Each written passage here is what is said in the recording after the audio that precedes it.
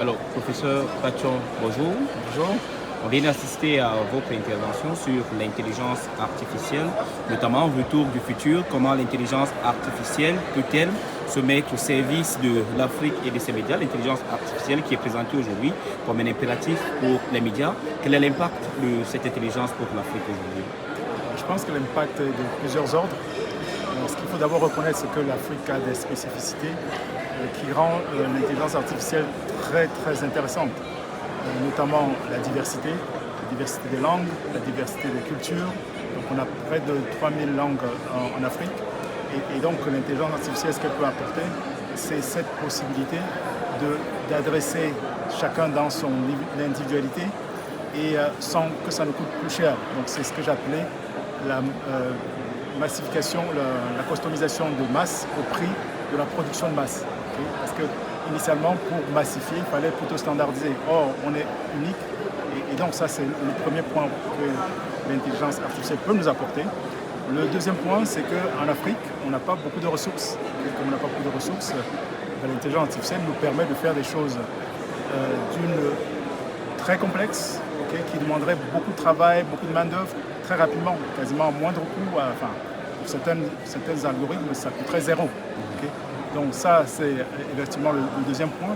Le troisième point, c'est en Afrique, on manque quelquefois de compétences, que ce soit dans le domaine de la médecine, que ce soit dans le domaine de la formation, enfin, des éducateurs. Okay. Eh bien, l'intelligence artificielle peut nous permettre de upskiller et en nous permettant, nous qui l'utilisons, de pouvoir augmenter notre niveau de compétences tout simplement en les utilisant parce qu'ils ont été développés avec beaucoup de données qui leur permettent de faire des choses complexes à partir de très peu d'informations. Alors vous avez ciblé prioritairement certains secteurs, notamment l'éducation, la santé et les politiques publiques. Pour revenir sur l'éducation, quelle pourrait être la plus-value de cette intelligence artificielle? Alors moi le gros potentiel que je vois, c'est vraiment l'éducation. Okay.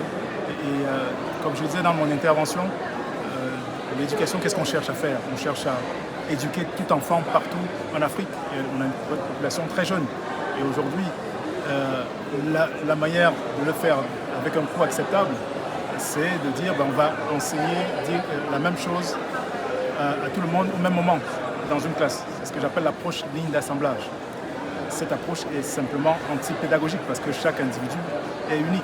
Okay? Et donc, on n'arrive pas à faire développer un enfant correctement avec une approche comme celle-là. Eh bien, avec l'éducation, avec l'intelligence artificielle, on sera capable de quasiment avoir un tuteur individualisé, de permettre à l'enfant d'apprendre rapidement.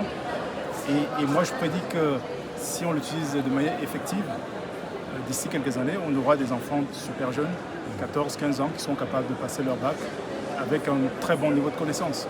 Alors pour revenir dans le domaine de la santé, la science n'existe que grâce à ses prouesses. Est-ce que l'intelligence artificielle pourrait également être présentée comme une panacée dans ce secteur-là? Non, rien n'est une panacée tout de suite. Okay? Donc on ne va pas dire ça comme ça.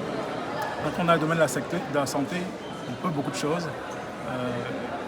On voit bien, comme je disais tantôt, qu'on n'a pas suffisamment d'infirmiers, d'infirmières, de médecins. Okay? Et dans ce cas, qu'est-ce qu'on peut faire?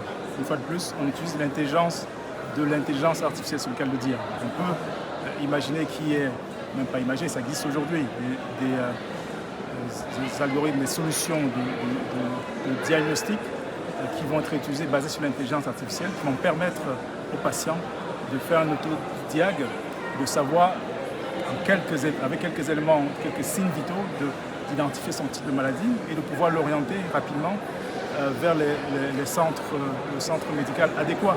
Donc il y a ce premier travail de premier niveau de diagnostic qui est fait par l'intelligence artificielle. Ce sont des choses qui existent aujourd'hui, qui marchent super bien et qu'on peut utiliser dès demain en Afrique. Alors pour parler désormais des politiques publiques, quels sont les leviers sur lesquels les gouvernements devraient activer pour répondre à un certain nombre de questions?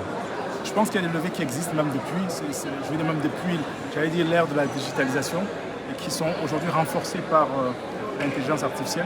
J'ai pris l'exemple de l'Estonie, j'ai pris l'exemple de l'Ukraine très récemment, okay, qui ont complètement digitalisé leurs documents, les cartes d'identité, les permis, tout ce qui est sécurité sociale, tout ce qui est aide à chaque individu.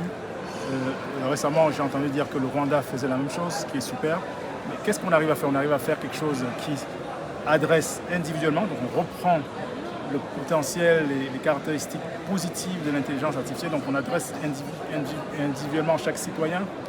On est capable de le faire à un coût négligeable parce qu'on a dématérialisé, donc ça coûte très très peu de choses.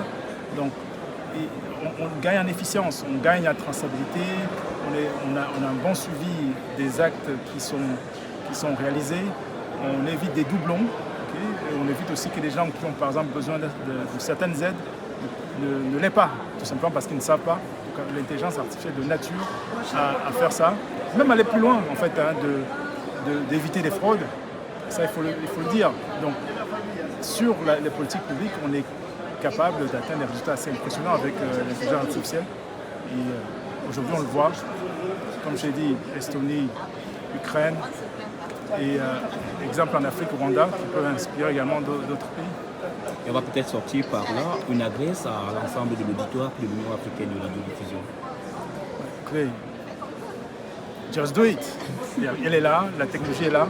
Je pense qu'il faut se donner les moyens de mettre en œuvre très rapidement. Et je pense que l'Afrique est bien positionnée pour le faire. Pour ce qu'elle n'a pas, c'est-à-dire qu'aujourd'hui on n'a pas de système, ce qu'on appelle legacy system, c'est-à-dire il n'existe pas de système, donc on n'a rien qui nous bloque pour y aller. Et deux, parce qu'on a toute cette richesse, toutes ces données qu'il faut traiter. Et donc en plus, j'en profite pour remercier effectivement l'UAR de l'invitation qui m'a été faite pour m'exprimer dans ce sommet et qui m'a donné le plaisir d'intervenir pour la première fois en Afrique, surtout là, au Cameroun où je suis né, dans un sommet sur l'IA. Je vous remercie. Merci professeur.